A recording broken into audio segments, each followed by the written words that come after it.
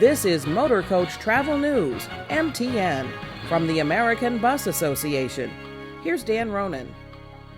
Welcome to Motorcoach Travel News. I'm Dan Ronan in Washington. The summer 2015 meeting of the Bus Industry Safety Council was a huge success.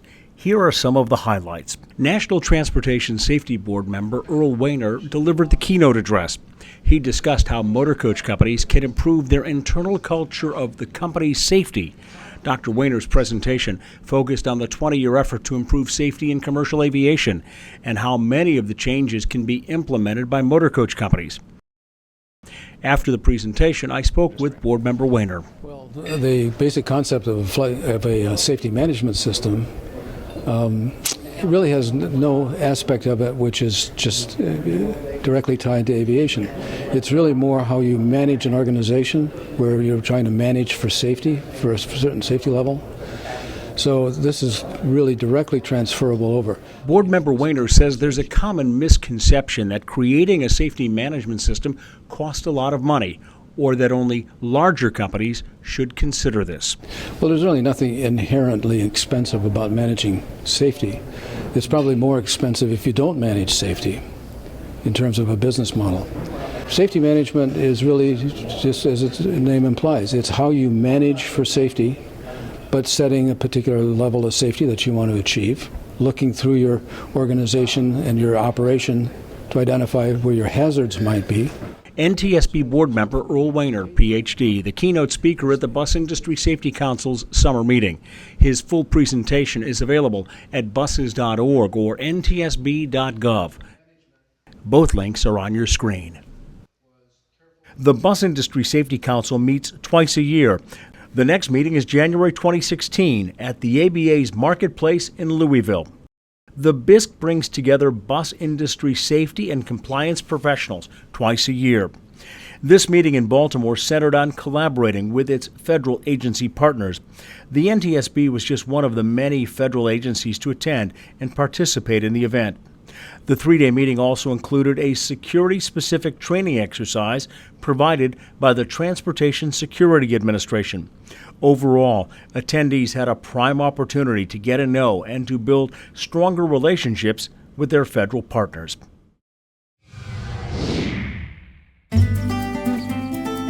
From bus safety to seeing the country on a motor coach. DeLaw Smith is the unofficial historian of the motor coach industry. He's been riding buses since he took his first trip as a 14-year-old boy from his hometown of New York City to the Pacific Northwest. DeLaw has been in 49 of the 50 states on a motor coach. The country is so diversified. I've been to Key West and International Falls, Minnesota. They're in the same country. There are deserts, there's mountains. People say that Kansas and Iowa are boring. Incredible agricultural worlds, and this is what this country is so blessed, is we can grow things, and we can grow an incredible variety of things. An economist by training, Smith is still active in New York as a business consultant and part-time professor. It's been the industry's ability to stay flexible that will be the key to its success. He says trips of 6 hours or less and free Wi-Fi on motor coaches, along with improved amenities, are improving the quality of the experience. People have computers and all tablets, and they go from movies to whatever they want to write or to hear, and so it is marvelous. The Wi-Fi world has made a major significant difference. We'll hear more from DeLaw Smith in the coming months on MTN. Now this message from MCI, Motor Coach Industries.